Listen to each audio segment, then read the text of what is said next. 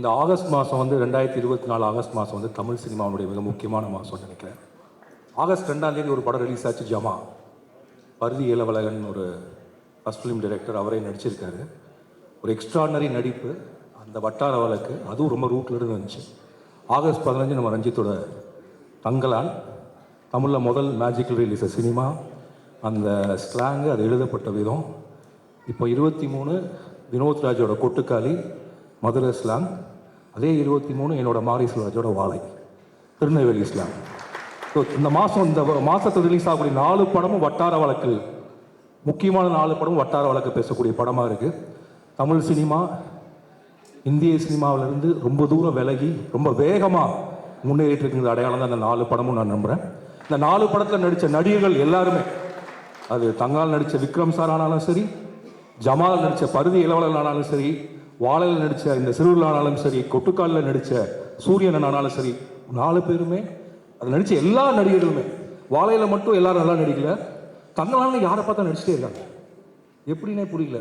ஜமாலுக்கு போனால் ஜமாலையும் நடிக்கிறாங்க. இவங்கெல்லாம் யாரும் கோலம்பாக்கத்துக்கே வரல, எல்லாரும் அவங்கவுங்க ஊரில் வர இருக்காங்க.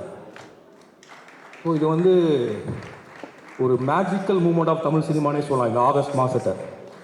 அதில் மாரி செல்வராஜோட வாழை வந்து நிற்கிது. அதை பாராட்டுவதற்கு கிட்டத்தட்ட இந்த வாழை மாநாடு மாதிரி இருந்துச்சு. எனக்கு ஒரு மொத்த இயக்குநர்களும் வந்து நிற்பதுங்கிறது மிக மகிழ்ச்சி. என்ன சொல்ல போனால் தமிழ் சினிமாவில் மட்டும்தான் திரும்ப திரும்ப நடக்குதுன்னு நினைக்கிறேன். வேறு எந்த இண்டஸ்ட்ரியில் நடக்குதான்னு தெரியல. நைட் 12 மணி வரைக்கும் எல்லா டைரக்டரும் உட்காந்து இன்னொரு டைரக்டர் படத்தை பாராட்டுறதுங்கிற இந்த அபூர்வமான செயல். அதனால் நம்ம தமிழ் இண்டஸ்ட்ரியில் இருக்கிறதுல எனக்கு தெரிஞ்சு தமிழ் இலக்கிய உலகத்தில் இந்த மாதிரிலாம் பாராட்டிக்குவாங்கன்னு எனக்கு தெரியல. இல்லை மித்த இண்டஸ்ட்ரியில் பாராட்டான்னு தெரியல. சினிமாவில் தொடர்ந்து இது நடந்துகிட்டே இருக்கு. ஏன்னா எனக்கு தெரிஞ்சு வந்து லைக் ஒரு நல்ல பீரியடில் நம்ம எல்லோரும் இருக்கோம். அதை உருவாக்கி கொடுத்துருக்கிற எல்லாத்துக்குமே நன்றி. அண்ட் மாரி செல்வராஜ், எல்லா டேரக்டர்ட்டையும் ஒன்று கேட்பாங்க, உங்களுடைய முதல் படம் இது, முதல் காதல் இது, நீங்கள் படித்த முதல் புத்தகம் இது, இது எல்லாத்துக்கும் ஒரு முதல் இருக்கும். ஆனால் உங்களை இப்படி முதல் உதவியாளர் யாருன்னு கேட்கவே மாட்டாங்க. உங்ககிட்ட வந்து முதல்ல உங்களை டைரக்டராக நம்பி சேர்ந்த அசிஸ்டன்ட் இருப்பான்ல, நம்ம டைரக்டர் ஆகிறதுக்கு முன்னாடி அப்படி ஒருத்தர் இருந்தார். அவர் பேர் தான் மணி. நான் அப்போ டைரக்டராகவே ஆகலை, நான் ஒரு அசிஸ்டன்ட் டைரக்டர். நான் படம் பண்ணுவேன்னு தெரியாது. எனக்கு தெரிஞ்சு முதல்ல நான் டைரக்டர் ஆகிடும் எனக்கு நம்பிக்கை கொடுத்து அந்த அசிஸ்டன்ட் தான். அவர் பேர் மணி. அவர் கோவில்பட்டி. அண்ட் ஒரு ராவான ஒரு லைஃப் உள்ளவர். அந்த மணி தான் ஒரு நாளைக்கு மாரி செல்வராஜ் என்கிட்ட கூப்பிட்டு வந்தார். எனக்கு தெரிஞ்சு மணி ரெக்கமெண்ட் பண்ண ஒரே ஆள் மாரி செல்வராஜ் மட்டும்தான்.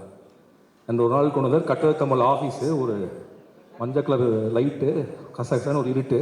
இவனும் பயங்கரமாக இருப்பான்.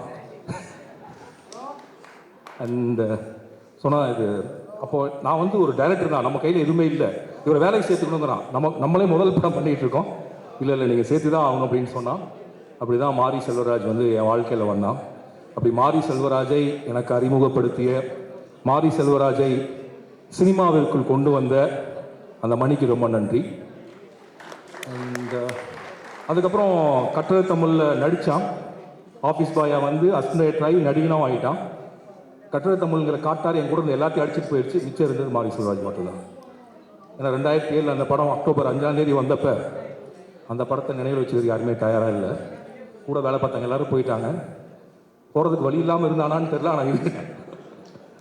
ஸோ அப்போ இருந்து இப்போ வரைக்கும் கூட இருந்துகிட்டே இருக்கான். என்ன படம் பண்ணாலும் அவன் அசிஸ்டன்ட் தான். நான் இப்போ கூப்பிட்டாலும் வந்து வேலை செஞ்சு தான் ஆகணும் அவன். அண்ட் கட்டட தமிழ்லேருந்து தங்க மீன்கள் வந்து 6 வருஷம். நம்ம எல்லா படமும் 6 வருஷம் 5 வருஷம் கேப் தான். அண்ட் 2013 இதுக்கு நடுவில் என்ன ஆச்சுன்னா, என்ன பண்ணுறதுனே தெரியல. டெய்லி என்ன பண்ணுறது, ஆஃபீஸில் உட்காந்துட்டு. அப்போ வந்து இந்த பிளாக் ஸ்பாட்லாம் ஸ்டார்ட் ஆகுது. அப்போ காட்சின்னு ஒரு பிளாக் ஸ்பாட் பண்ணோம். அதில் எல்லாத்தையும் எழுதலாம் அப்படின்னு முடிவு பண்ணோம். அப்போ எங்கூட இருந்த நிறைய ராஜ்யங்கள் எழுதினாங்க. மாரி செல்வராஜ், சாம்ராஜ், கணேஷ்ராஜ், பல ராஜ்யங்கள் எழுதினாங்க. இந்த இப்போ கொடைமடம் நாவல் எழுதியிருக்க சாம்ராஜ் காட்சிகள் எழுத தொடங்கினார். அற்றவைகள் நிரம்பியல்ங்கிற நாவல் எழுதின யமுனா அதில் தான் முதல்ல அவங்கள தொடங்கினாங்க. நம்ம திரு மணியரசனுடைய மனைவி லட்சுமி அம்மாவோட பயோகிராஃபி அதில் தான் தொடங்கணும். மாரி செல்வராஜ் அதில் தான் எழுதி பழக ஆரம்பித்தான். அப்படி எழுதி பழகினால கிடச்சது தான் திவ்யா. காட்சியில் படித்த ஏதோ ஒரு கதையை பார்த்து, அப்படி தானே இல்லையா, அப்படி தான் என்கிட்ட சொன்னால், அது உண்மையானு தெரில. அந்த கதையை பார்த்து எனக்கு தெரியாமல் என் ஆஃபீஸில் என் இன்டர்நெட்டில் சேட் பண்ணி தொடங்கின காதல் தான் மாரி செல்வராஜ் திவ்யா காதல். அண்ட் திவ்யா மாரி செல்வராஜனுடைய வாழ்க்கையில் மிக முக்கியமான ஒன்று நான் நினைக்கிறேன். திவ்யா இல்லாமல் இன்னொருவர் இருந்திருந்தா மாரி செல்வராஜ் இவ்வளோ உயரத்துக்கு வந்திருக்க முடியாது. ரொம்ப நன்றி திவ்யா. மாரி செல்வராஜை ஒரு மனைவியாக இருந்து பார்க்காமல் மாரி செல்வராஜை எழுத்தாளராகவும் இயக்குனராகவும் பார்த்து அதற்கு பிறகு கணவனாக பார்க்கிற ஒரு மனதிற்கு என்னுடைய நன்றிகள். அண்ட் ஸோ அப்படி காட்சி மூலியமாக திவ்யா, அதோட முக்கியம் திவ்யாவோட அம்மாவை நான் பாராட்டணும். ஏன்னா மாரி செல்வராஜ் திவ்யாவை காதலிச்சப்போ மாரி செல்வராஜுக்கு எந்த அறிமுகமும் கிடையாது. ஆனால் அவங்க அம்மா நம்பினாங்க. அவங்களுடைய காதலை அவங்க வீடு அவன் டைரக்டர் ஆகுது முன்னாடியே ஒத்துக்குச்சு. கூட இருந்த சொர்ணா நம்பினா அந்த குடும்பமே அவன் பின்னாடி நின்றுச்சு. இதற்கெல்லாம் பின்னாடி இன்னொருத்தங்க இருக்காங்க. திருநெல்வேலியில் ஸ்ரீவைகுண்டத்துலேருந்து கொஞ்சம் தள்ளி என் சொந்த ஊர்லேருந்து இந்த பக்கம் ஆற்றுக்கு இந்த பக்கத்தில் இருக்கக்கூடிய மாரி செல்வராஜோடைய அண்ணன்கள். அவனை அடித்து அடித்து வளர்த்த பெரிய அண்ணன். ஆக்சுவலாக அதெல்லாம் பயோகிராஃபியில் வரல. அவன் பெரிய அண்ணன் தான் இவனை புத்தகம் படிக்க வச்சான். அவன் பெரிய அண்ணன் தான் அவனுக்கு ஆனந்தவிடன் வாங்கி கொடுத்தான். அதே ஆனந்தவிடன் தான் பின்னாடி அவன் தொடர் எழுத போகிறான். அப்போ யாருக்குமே தெரியாது. அப்போ இந்த படத்தில் டீச்சராக நடிச்சிருக்க ரெண்டாவது அண்ணன், அப்புறம் அவனை எப்போதும் நேசிக்கிறோட அக்கா, அப்புறம் அவங்க பின்னாடியே இப்போ பயங்கரமாக நிற்கிறவங்க ஊர். இப்படி ஒருத்தவங்களும் மாரி செல்வராஜனுடைய இந்த இடத்துக்கு முக்கியமாக காரணமாக இருக்காங்க. அதெல்லாம் ஒரு முக்கியமாக நான் என்ன நினைக்கிறேன், அந்த படத்தில் எல்லாரும் இந்த டீச்சர் மீது அந்த ஒரு விடலை பையனுக்கு வந்த அந்த ஒரு பெரும் அன்பை பிரியத்தை திரும்ப திரும்ப சொல்லிட்டே இருந்தாங்க. அரசு பள்ளிகளில் அப்படிப்பட்ட ஆசிரியர்கள் இருப்பதனால தான் மாரி செல்வர்களால் வர முடியுது. அன்னைக்கு அந்த டீச்சர் அவனை போய் ஒரு கம்ப்ளைண்ட் கொடுத்துருந்தாலோ, அவனை வந்து தவறுதலாக புரிஞ்சிருந்தாலோ அதோடு அந்த வாழ்க்கை நின்றுருக்கும். அண்ட் ஸோ அந்த அரசு பள்ளி ஆசிரியர்கள் அங்கே இருக்கக்கூடிய டெமோக்ரஸி எனக்கு புரியவே இல்லை. எனக்கு இன்றைக்கி கூட ஒரு ஸ்கூலில் போய் அது பெரிய பிரச்சனை ஆகிடும்னு நினைக்கிறேன். அப்போது எவ்வளோ, ஏன்னா எல்லார் வாழ்க்கையிலும் ஒரு ஆசிரியரும் இருந்துகிட்டே இருக்காங்க. ஸோ மாரி செல்வராஜனுடைய வாழ்க்கையில் அந்த ஆசிரியின் மீது அப்படி சொல்லக்கூடாது, அந்த கதாபாத்திரத்தினுடைய வாழ்க்கையில் அந்த ஆசிரியின் மீது பிரியம் வரலைன்னா ஒருவேளை அந்த லாரி கீழே இறந்து போன அந்த 19 பேருக்கு மாரி செல்வராஜ் இருந்திருக்கலாம். ஒரு ஆசிரியை ஒரு மாணவன் மீது கொண்ட அக்கறை, ஒரு அரசு பள்ளி ஒரு நடனத்திற்கும் கலை நிகழ்ச்சிகளுக்கும் கொடுக்கக்கூடிய ஒரு அக்கறை, ஒரு படிப்பு கொடுக்கக்கூடிய அக்கறை, ஒரு படிக்கக்கூடிய மாணவனை அவனை வந்து போற்றணும்னு நினைக்கிறது. அதை விட முக்கியமாக அதில் ஒரு டீச்சர் கேட்பாங்க, என்னடா உன் கழுத்து வலிக்குதா, வாழையை சுமந்துன்னு. இது வரைக்கும் தமிழ் சினிமாவில் டீச்சர்னா கோபமாக திட்டுறவங்களா இருக்கிறப்ப வாயில் வரக்கூடிய எல்லா டீச்சர்ஸுமே ரொம்ப அன்பாகவும் கனிவாகவும் இருக்காங்க.